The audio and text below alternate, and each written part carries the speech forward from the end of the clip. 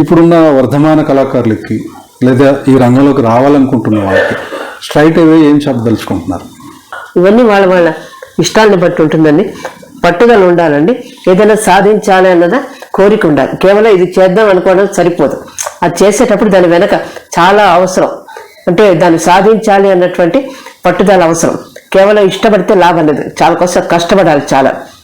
ఇదేనండి, రావాలనుకున్న వాడికి రావాలి అన్న కోరిక ఒకటే కాదు, దాని గురించి తెలుసుకోవాలి. దీని గురించి తెలుసుకోవాలి. బికాజ్ నాకు సాహిత్యం అంటే చాలా ఇష్టం కాబట్టి దానికి సంబంధించిన పురాణాలు అవన్నీ చదివాను.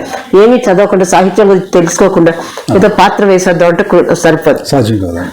ఇంకోటి, మీరు ఈ ప్రాజెక్ట్ చేయాలి అనేది ఏముందండి మీకు? మనసులో ఉంది. కొంత ఫీల్డ్ వర్క్ అవసరం, కొంత విషయ సేకరణ అవసరం.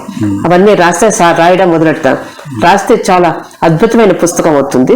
అంటే ఫ్యూచర్ జనరేషన్స్ అదొకటి నేను వదిలిపెట్టగలను అనుకుంటున్నాను.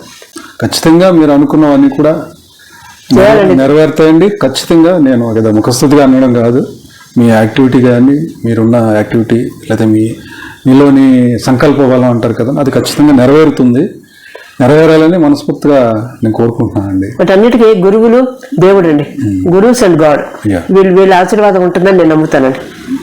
వీళ్ళ వల్లే మనం ఏదైనా ఇన్నేళ్ళు చేయగలిగాం.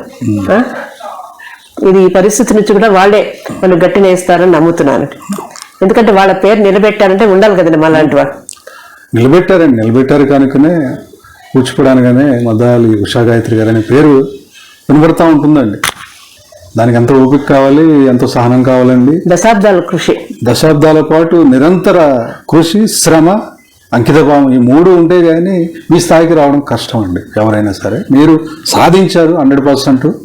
అయినా కానీ ఇంకా ఎంతో మీకు సాధించాలి, ఇంకా చేయాలని ఉంది కనుక ప్రాజెక్ట్స్ నలుగుతూనే ఉంటాయి. అవుతా ఉంటాయి. అంటే ప్రస్తుతం ఖాళీగా ఉంటాం కాబట్టి ఖాళీగా ఉండకుండా ఏం చేయాలనేది ఆలోచిస్తూ ఉంటాం.